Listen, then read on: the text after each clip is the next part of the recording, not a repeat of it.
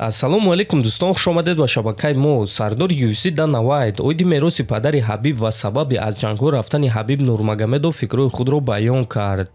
Падари Ҳабиб нақша дошт ва нақшаи ӯ чунин буд: Ҳабиб чемпион мешавад ва камарбанди худро чанд маротиба ҳимоя мекунад. Баъдан карьераи худро ба анҷом мерасонад ва ҷои ӯро ислам мегирад. Ҳамаи кор маҳз ҳамин гуна шуд. Падари Ҳабиб на танҳо гуфт ки писараш чемпион мешавад, ҳамчунин ӯ гуфт ки ислам низ чемпион мешавад ва ӯ ба пуррагӣ рост гуфт. Вақте ки Ҳабиб чемпион шуд, ӯ аввалин чемпиони мусалмон дар UFC шуд ва ӯро ба кишварҳои мусалмонӣ даъват карданд. Ӯ ба Арабистони Саудӣ рафт, ба Абудаби ва Қатар рафт ва ба ӯ пули хеле калон доданд. Ӯ чунон пули калон кор кард ки дигар ҷангидан ба ӯ дар кор набуд. Баъдан падараш даргузашт ва ин чиз таъсири сахт расонид, гуфтааст Вайт. Ва дӯстон, акнун Махачев ният дорад ки мероси дастаи худро ба сатҳи дигар барорад. Агар ки саҳари якшанбе пирӯз шуда соҳиби дуюм камарбанд шавад. Ба фикри шумо Махачев ин корро карда метавонад ё не? Шахсоне ки хунукзадагӣ доред, зуд пешоб мекунед, пас ширкати Шифофармо ба шумо ин асали гиёҳӣ бо номи Паҳлавонро тавсия медиҳанд, ки ҳамаи ин мушкилиҳоро бартараф мекунад.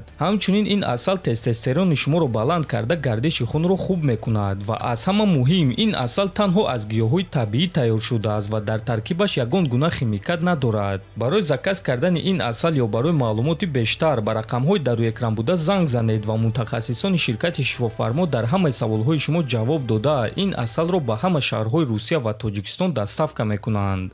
Чанд рӯз пеш чемпиони вазни миёна Ҳамзат Чимаев дар пахши мустақими худ ба чемпиони ним вазнин Алекс Перейра визов дод ва шаби гузашта Перейра ба Чимаев ҷавоб дода чунин суханҳо гуфт: Ҳамзат мегӯяд ки бо ман ҷангидан мехоҳад. Мо ин корро дар бозии ту карда метавонем. Муроҷиати ман ба ту Чимаев, биё ин корро дар греплинг мекунем.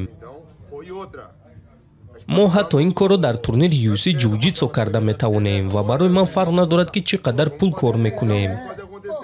Албатта ки бо шарофати номи ман пули калон кор мекунем, лекин ҳамаи пулҳои коркардаро барои хайр сарф мекунем. Дар ин чиз чӣ мегӯӣ? Ту визофи маро қабул мекунӣ? Ҳамзат Чимаев гуфтааст Перейра. Ва Чимаев ба ӯ ҷавоби кӯтоҳ дода навишт ки Алекс Перейра, рафтем, пулҳои осон, навиштааст Ҳамзат. Хотиррасон мекунем ки чанд муддат пеш UFC турнири нави худро бо қоидаҳои ҷуҷитсо сар доданд ва чӣ гуна ки мебинем Перейра дар он зидди Чимаев қуввозмоӣ кардан мехоҳад ва Ҳамзат розгии худро дод. Акнун мебинем ки ояндаи ин кор чӣ мешавад.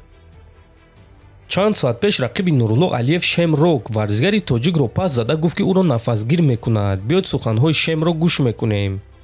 ӯ Сайди шер аст, ба ғайр аз гӯштин дигар ягон кор карда наметавонад. Ӯ ҳатто финиш надорад. Ба фикрам ӯ танҳо як финиш дорад дар Contender Series ва ҳамон ҳам зидди номаълум кӣ буд. Барои ҳамин ман бояд ки баромада корҳои мекардагии худро кунум, бозии худро ба пеш барам ва ба ӯ зарбаи худро расонум. Ҳамчунин ман зид нестам ки гӯштин гирам, чунки ман греплерам ва дар замин рақибро шикаст дода метонам. Ман ӯро зуд ба усул гирифта вазифаи худро иҷро мекунам, гуфтааст Рок. Хотиррасон мекунам ки муҳориба байни Нурулло Алиев ва Шемрок аллакай рӯзи 22 ноябр дар Қатар дар турнири UFC Fight Night мегузарад ва чӣ гуна ки мебинем Шемрок бо ҳар гуна роҳ ва бо пас задани Нурулло худро пеш бурда истодааст ва ҳамчунин ӯ боварӣ дорад ки Алиевро ба осонӣ шикаст медиҳад. Ба фикри шумо дӯстон, ин муҳориба чӣ гуна ва ба фоидаи кӣ ба анҷом мерасад? Метавонед фикрҳои худро нависед. Ҳатман дар YouTube канали мо обуна шавед. То боздид, хонободу сарбаланд бошед.